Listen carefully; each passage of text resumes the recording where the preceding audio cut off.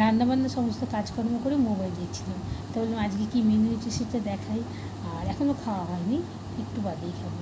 আমি আমার ছেলে বাকি আছে খেতে, আমার পিসি শাশুড়ি এসছে, পিসি শাশুড়ি মাও খেতে বাকি। আর আমার জায়ের ছেলে গেছে আজকে মন্দিরে, একটু মায়ের মন্দিরে পুজো দিতে। আর দেওর আর হাজব্যান্ড খেয়ে চলে গেছে, সকালে কর্মসূত্রে ওরা বেরিয়েছে। আর শাশুড়ি মা গেছে ননদের বাড়ি বেড়াতে। আমি গিয়েছিলাম কদিন আগে ননদের বাড়িতে, গুরুদেবের সঙ্গ ছিল। আমি আমার পিসি শাশুড়ি মা গেছিলাম।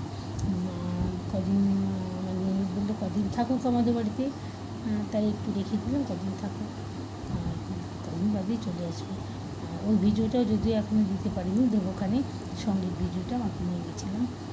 আর যারা আমার ভিডিওগুলো দেখেন, লাইক কমেন্ট করেন, বড়দের প্রতি শ্রদ্ধা ভালোবাসা প্রণাম, আর ছোটোদের অনেক ভালোবাসা, সবাই ভালো থাকবেন। আজকে মুড়িঘণ্ট করেছি, মুড়িঘণ্টের ভিডিওটা আমি কালকে দেবো। একবারে এত ভিডিও বড় হলে দেখতে ভালো লাগবে না, সময় কত হতো, তাই কালকে দেবো। আজকে রান্নাটা দেখাই। ভাত হয়েছে, আর কাঁঠালের আঠি দিয়ে ডাল, মুসুর ডাল হয়েছে, আর কচুরলতি হয়েছে। আর এটা বাটা মাছ, জিরে আদা বাটা দিয়ে বাটা মাছের ঝোল হয়েছে। আর এটা আমড়ার চাটনি হয়েছে।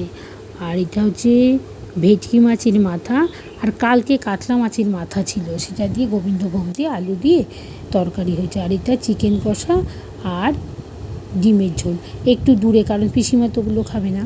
আর ভেটকি মাছের যে মাছের মাথাটা দিয়ে মুড়িঘণ্ট করেছি, ওটা রেসিপি আমি কালকে দেবো।